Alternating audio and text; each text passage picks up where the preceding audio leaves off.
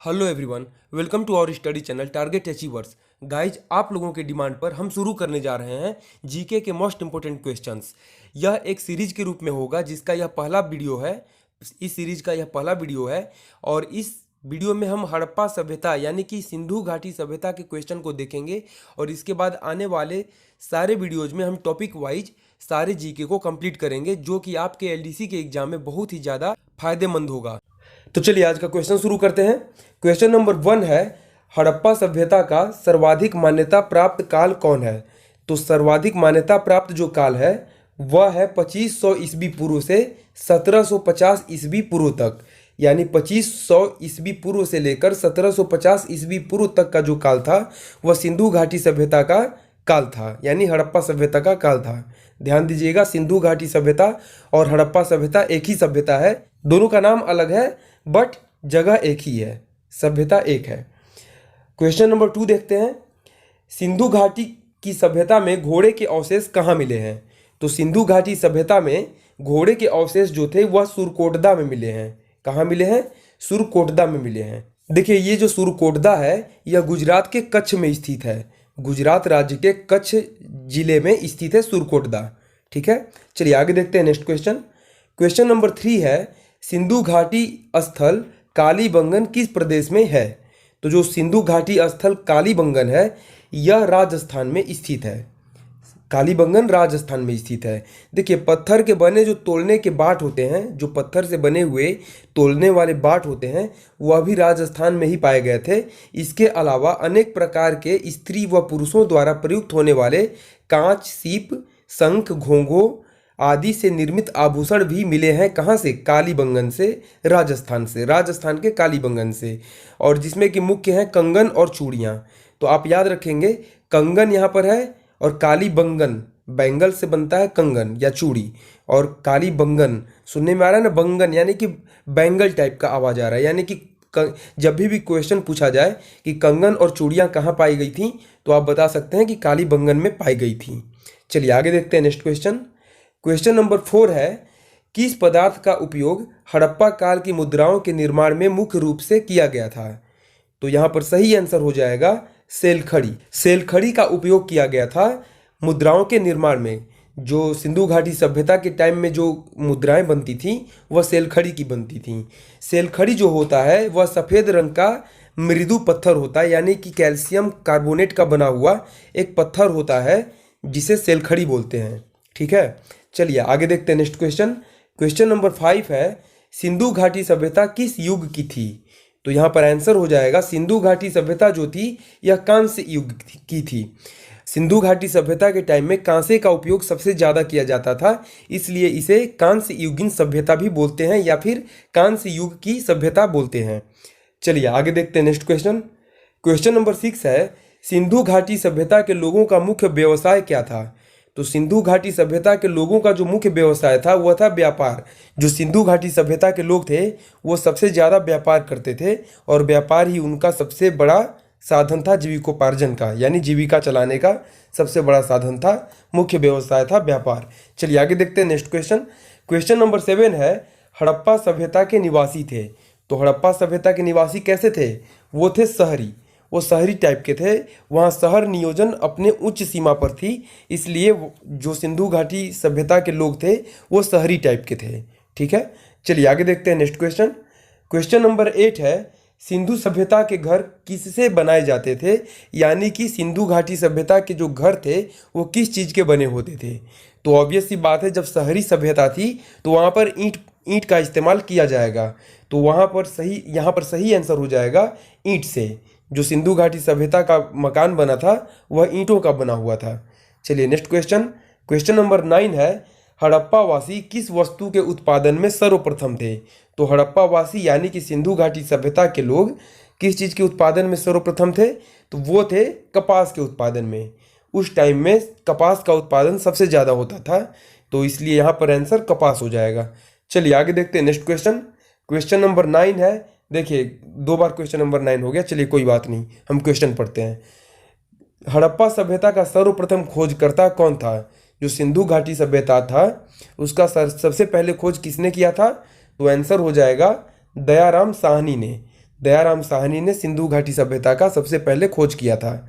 Next question, question number 10 है, सिंधु सभ्यता का पत्तन नगर यानी बंदरगाह कौन सा था? ये गलत लिखा गया है, बंदरगाह हद गलत हो गया है। सिंधु घाटी सभ्यता का जो बंदरगाह था वह कौन सा था? तो आंसर हो जाएगा लोथल। ये जो लोथल है यह गुजरात राज्य में स्थित है और यही लोथल जो है यह उस टाइम का सबसे बड़ा बंदरगाह था। इसी बंदरगाह से सबसे अधिक मात्रा में व्यापार किया जाता था। मेसोपोटामिया हो गया या फिर और भी जो अन्य देश थे वहाँ पर सामानों का आयात और निर्यात किया जाता था। चलिए नेक्स्ट क्वेश्चन देखते हैं। क्वेश्चन नंबर 11 है, पैमानों की खोज ने यह सिद्ध कर दिया है कि सिंधु घाटी के लोग माप और तौल से परिचित थे। यह खोज कहाँ पर हुई? तो जो सिंधु घाटी सभ्यता के समय पैमानों की खोज हुई थी यह हुई थी लोथल में। जो लोथल बंदरगाह था ना वहीं पर पैमानों का खोज किया गया था। ठीक है, तो ऑब्वियस सी बात है कि जहाँ पर आयात और निर्यात के लिए बंदरगाह होगा वहीं पर नाप तौल भी होगा। नाप तौल करके वहाँ से निर्यात किया जाएगा, तो वहाँ पर पैमानों का खोज भी किया गया था। ठीक है, ज़रूरत के हिसाब से पैमानों का आविष्कार किया गया था। चलिए आगे देखते हैं नेक्स्ट क्वेश्चन। क्वेश्चन नंबर 12 है, मोहनजोदड़ो को किस एक अन्य नाम से भी जाना जाता है? तो मोहनजोदड़ो को एक और अन्य नाम से जाना जाता है जिसको बोलते हैं मृतकों का टीला। मोहनजोदड़ो को मृतकों का टीला के नाम से जाना जाता है। देखिए इसका रीजन यह है कि जब बाढ़ आया हुआ था या फिर जो भी सिंधु घाटी सभ्यता के बर्बाद होने का कारण था उसमें सबसे अधिक जो कंकाल और अवशेष मिले थे वह मोहनजोदड़ो में ही मिले थे, इसलिए इसे मृतकों का टीला कहा जाता है। चलिए आगे देखते हैं नेक्स्ट क्वेश्चन। क्वेश्चन नंबर 13 है, हड़प्पा सभ्यता का प्रचलित नाम है। तो हड़प्पा सभ्यता का जो प्रचलित नाम है वह है सिंधु घाटी सभ्यता, यानी हड़प्पा सभ्यता और सिंधु घाटी सभ्यता एक ही है। चलिए आगे देखते हैं नेक्स्ट क्वेश्चन। क्वेश्चन नंबर 14 है, कपास का उत्पादन सर्वप्रथम सिंधु क्षेत्र में हुआ जिसे ग्रीक या यूनान के लोगों ने किस नाम से पुकारा? तो कपास को ग्रीक या यूनान के लोगों ने सिंडन के नाम से पुकारा। कपास को उस समय सिंडन कहा जाता था। चलिए आगे देखते हैं नेक्स्ट क्वेश्चन। क्वेश्चन नंबर 15 है, सिंधु घाटी सभ्यता जानी जाती है। तो जो सिंधु घाटी सभ्यता है वह अपने नगर नियोजन के लिए जानी जाती है, यानी कि उस समय में जो नगर का नियोजन था वह बहुत ही सही तरीके से था। घरों का निर्माण और गलियों का जो ढांचा तैयार किया गया था वो एकदम शहरी तरीके से किया गया था, इसलिए इसे नगर नियोजन के लिए जाना जाता है। चलिए आगे देखते हैं नेक्स्ट क्वेश्चन। क्वेश्चन नंबर 16 है, भारत में खोजा गया सबसे पहला पुराना शहर था। जो भारत में खोजा गया सबसे पहला पुराना शहर था वह था हड़प्पा। जो हड़प्पा शहर था वह सबसे पुराना भारत में खोजा गया शहर था। चलिए आगे देखते हैं नेक्स्ट क्वेश्चन। भारत में चांदी की उपलब्धता के प्राचीनतम साक्ष्य मिलते हैं। जो भारत में चांदी की उपलब्धता के जो सबसे पुराने सबसे पहले वाले साक्ष्य मिलते हैं वह मिलते हैं हड़प्पा संस्कृति में। हड़प्पा संस्कृति में ही चांदी सबसे पहले मिला था। चलिए आगे देखते हैं नेक्स्ट क्वेश्चन। क्वेश्चन नंबर 18 है, हड़प्पा में एक उन्नत जल प्रबंधन प्रणाली का पता चलता है। तो यह जो उन्नत जल प्रबंधन प्रणाली है यह कहाँ पर मिला था? यानी कि सबसे अच्छा जल प्रबंधन प्रणाली जो थी वह कहाँ पर मिली थी? यह मिली थी धौलावीरा में। यह धौलावीरा जो है यह गुजरात राज्य में स्थित है। यहाँ पर नालियों का जो ढांचा तैयार किया गया था या फिर जो जल के निकास का जो स्ट्रक्चर तैयार किया गया था यह बहुत ही उच्च दर्जे का था, इसलिए धौलावीरा जो है यह जल प्रबंधन के लिए जाना जाता है। चलिए नेक्स्ट क्वेश्चन देखते हैं। क्वेश्चन नंबर 19 है, हड़प्पा सभ्यता की खोज किस वर्ष हुई थी? तो हड़प्पा सभ्यता की खोज है वह 1921 ईस्वी में हुई थी। यह याद रखिएगा, बहुत बार पूछा जाता है। तो 1921 ईस्वी में हड़प्पा सभ्यता खोजा गया था। क्वेश्चन नंबर 20 है, हड़प्पा के मिट्टी के बर्तनों पर सामान्यतः किस रंग का उपयोग हुआ था? तो हड़प्पा के मिट्टी के बर्तनों पर मुख्य रूप से लाल रंग का उपयोग किया गया था। लाल रंग को ही मिट्टी के बर्तनों पर लगाया जाता था जिससे उस समय की बर्तनें लाल दिखती थीं। चलिए आगे देखते हैं नेक्स्ट क्वेश्चन। क्वेश्चन नंबर 21 है, सिंधु घाटी सभ्यता की विकसित अवस्था में किस स्थल से घरों में कुओं के अवशेष मिले हैं? सिंधु घाटी सभ्यता की विकसित अवस्था में किस स्थल से घरों में कुएं के अवशेष मिले हैं? यानी कि घरों में कुएं के अवशेष किस स्थल से मिले हैं? तो इसका आंसर हो जाएगा मोहनजोदड़ो। मोहनजोदड़ो में ही घरों में कुओं के होने का अवशेष मिला है। चलिए नेक्स्ट क्वेश्चन, क्वेश्चन नंबर 22 है, सिंधु घाटी सभ्यता को खोज निकालने में जिन दो वैज्ञानिकों का नाम जुड़ा है वे हैं। तो दो वैज्ञानिक हैं जो कि सिंधु घाटी सभ्यता को खोज कर निकाले हैं, उनका नाम है दयाराम साहनी एवं राखालदास बनर्जी। इन दोनों ने ही मिलकर सिंधु घाटी सभ्यता को खोजा था। चलिए नेक्स्ट क्वेश्चन देखते हैं, क्वेश्चन नंबर 23 है, रंगपुर जहां हड़प्पा की समकालीन सभ्यता थी कहाँ है? जो रंगपुर है, हड़प्पा के समय की समकालीन सभ्यता वहां पर बसी हुई थी, वह कहाँ पर है? तो जो यह रंगपुर है यह सौराष्ट्र में है। सौराष्ट्र यानी कि गुजरात, गुजरात में ही रंगपुर है। और यहाँ पर याद रखिएगा धान की भूसी जो है पाई गई थी, धान की भूसी के अवशेष भी रंगपुर में ही पाए गए थे। चलिए आगे देखते हैं नेक्स्ट क्वेश्चन, क्वेश्चन नंबर 24 है, हड़प्पा एवं मोहनजोदड़ो की पुरातात्विक खुदाई के प्रभारी थे। जो हड़प्पा एवं मोहनजोदड़ो के पुरातात्विक खुदाई के प्रभारी जो थे, जिनको प्रभार दिया गया था, वो थे सन जॉन मार्शल। सन जॉन मार्शल को ही हड़प्पा कालीन खुदाई की जिम्मेदारी दी गई थी। चलिए आगे देखते हैं क्वेश्चन नंबर 25, किस पशु की आकृति जो मुहर पर मिली है जिससे ज्ञात होता है कि सिंधु घाटी एवं मेसोपोटामिया की सभ्यताओं के मध्य व्यापारिक संबंध थे? तो यहाँ पर सही आंसर हो जाएगा बैल। जो बैल का आकृति था वह सिंधु घाटी सभ्यता और मेसोपोटामिया की सभ्यता दोनों के मोहरों पर मिला है। ठीक है, तो जिससे ज्ञात होता है कि ये दोनों एक दूसरे के साथ व्यापार करते थे और दोनों समकालीन थे। चलिए आगे देखते हैं नेक्स्ट क्वेश्चन, क्वेश्चन नंबर 26 है, हड़प्पा के लोगों की सामाजिक पद्धति कैसी थी? तो जो हड़प्पा के लोग थे उनकी सामाजिक पद्धति थी उचित समतावादी, जिसका अर्थ होता है वह सिद्धांत या मत जिसमें यह माना जाता है कि समाज के सभी वर्गों या व्यक्तियों के आर्थिक, सामाजिक आदि स्तरों पर समानता हो। समता या बराबरी पर बल देने वाला विचार ही अधिक उचित समतावादी कहलाता है। चलिए आगे देखते हैं नेक्स्ट क्वेश्चन, क्वेश्चन नंबर 27 है, हड़प्पा सभ्यता के अंतर्गत हल से जोते गए खेत का साक्ष्य कहाँ मिला है? तो इसका आंसर हो जाएगा, जो हड़प्पा सभ्यता के अंतर्गत हल से जोते गए खेत का साक्ष्य है वह कालीबंगा से मिला हुआ है। तो इसका आंसर कालीबंगा हो जाएगा। चलिए आगे देखते हैं नेक्स्ट क्वेश्चन, क्वेश्चन नंबर 28 है, सैंधव सभ्यता यानी सिंधु घाटी सभ्यता की ईंटों का अलंकरण किस स्थान से मिला है? यानी जो ईंट थे उस समय के सिंधु घाटी सभ्यता के, उसके ईंटों का जो अलंकरण था यानी कि उसके ऊपर जो नक्काशियां की गई थी उसका साक्ष्य कहाँ मिला है? तो इसका आंसर हो जाएगा कालीबंगा। कालीबंगा में ही ईंटों पर अलंकरण का साक्ष्य मिला है। चलिए आगे देखते हैं नेक्स्ट क्वेश्चन, क्वेश्चन नंबर 29 है, मोहनजोदड़ो कहाँ स्थित है? तो जो मोहनजोदड़ो है यह सिंध में स्थित है। जो पाकिस्तान है आज के डेट में, उसी पाकिस्तान में एक सिंध प्रांत है, वहां पर मोहनजोदड़ो आज भी स्थित है। चलिए आगे देखते हैं नेक्स्ट क्वेश्चन, क्वेश्चन नंबर 13 है, क्वेश्चन नंबर 30 है, सिंधु सभ्यता में बृहत स्नानागार कहाँ पाया गया है? ठीक है, तो जो सिंधु घाटी सभ्यता में बृहत स्नानागार पाया गया है वह मोहनजोदड़ो में पाया गया है। ठीक है, जो बृहत स्नानागार है वह मोहनजोदड़ो में पाया गया है। चलिए आगे देखते हैं क्वेश्चन नंबर 31, हड़प्पा कालीन स्थलों में अभी तक किस धातु की प्राप्ति नहीं हुई है? तो जो हड़प्पा काल के समय यानी सिंधु घाटी सभ्यता के समय एक धातु है जिसको नहीं पाया गया था, वह है लोहा। लोहा सिंधु घाटी सभ्यता के समय नहीं पाया गया था, उस समय के लोग लोहा से परिचित नहीं थे। चलिए नेक्स्ट क्वेश्चन देखते हैं, क्वेश्चन नंबर 32 है, किस पशु के अवशेष सिंधु घाटी सभ्यता में प्राप्त नहीं हुए हैं? तो वह पशु का अवशेष कौन सा है? गाय। जो गाय है इसका कोई भी अवशेष सिंधु घाटी सभ्यता में नहीं पाया गया है। ठीक है, चलिए आगे देखते हैं नेक्स्ट क्वेश्चन, क्वेश्चन नंबर 33 है, स्वतंत्रता के बाद भारत में सबसे अधिक संख्या में हड़प्पा युगीन स्थलों की खोज किस प्रांत में हुई है?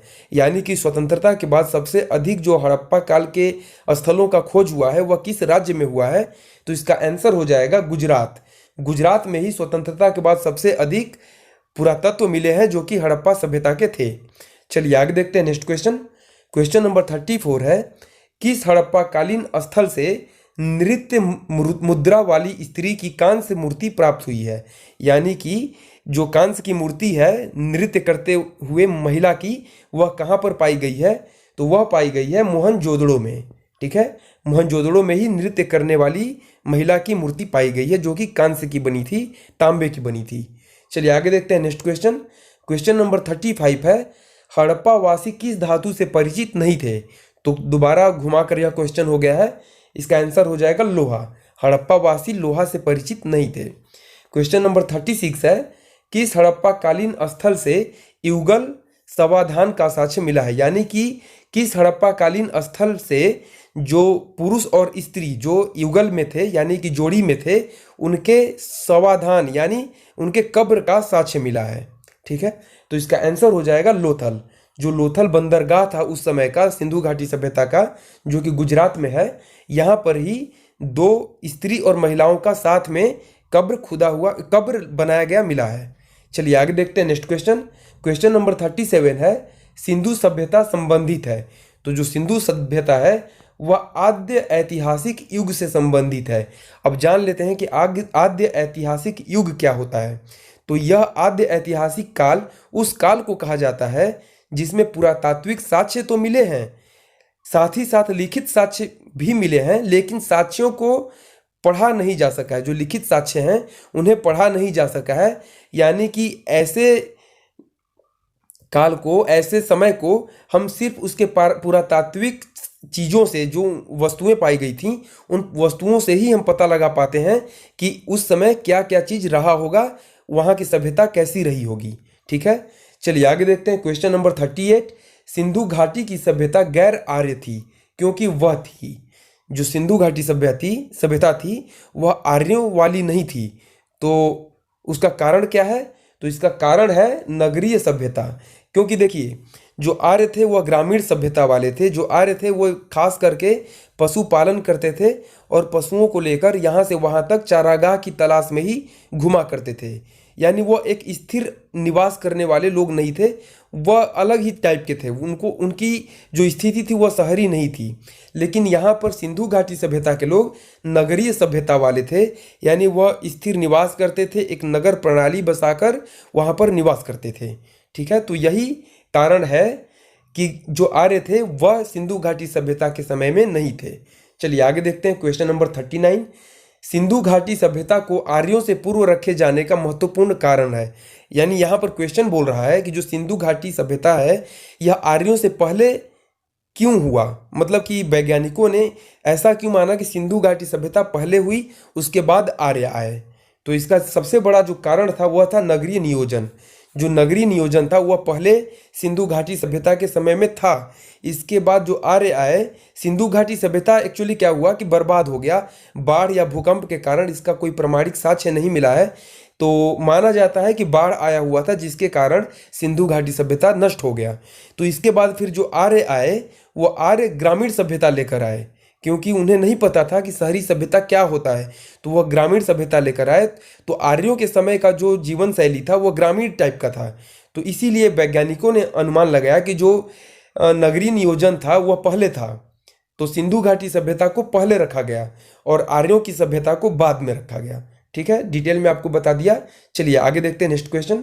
क्वेश्चन नंबर 40 है, सिंधु घाटी संस्कृति वैदिक सभ्यता से भिन्न थी क्योंकि जो सिंधु घाटी सभ्यता थी वह वैदिक सभ्यता से भिन्न थी। तो इसका कारण था इसके पास विकसित शहरी जीवन की सुविधाएं थीं। जो सिंधु घाटी सभ्यता थी उसके पास विकसित शहरी जीवन की सुविधाएं थी, लेकिन जो वैदिक सभ्यता थी उसमें विकसित जीवन शैली नहीं थी, यानी विकसित शहरी जीवन की सुविधाएं नहीं थी। चलिए आगे देखते हैं नेक्स्ट क्वेश्चन। क्वेश्चन नंबर 41 है, हड़प्पा संस्कृति की जानकारी का मुख्य स्रोत है। जो हड़प्पा संस्कृति थी उसकी जानकारी का मुख्य स्रोत क्या है? तो उसका मुख्य स्रोत है पुरातात्विक खुदाई, यानी खुदाई के पश्चात ही हड़प्पा संस्कृति का पता चला। चलिए आगे देखते हैं। क्वेश्चन नंबर 42 क्वेश्चन है, सिंधु घाटी के निवासियों की सभ्यता को जानने का जो मूल स्रोत है वहाँ पाए गए जो सिंधु घाटी सभ्यता को जानने के लिए जो मूल स्रोत मिले थे वह क्या क्या थे, यह पूछा गया है। तो वो थे बर्तन, जेवर, हथियार तथा औजार। यही सब चीज़ें हैं जिनके चलते सिंधु घाटी सभ्यता के बारे में हमें पता चलता है।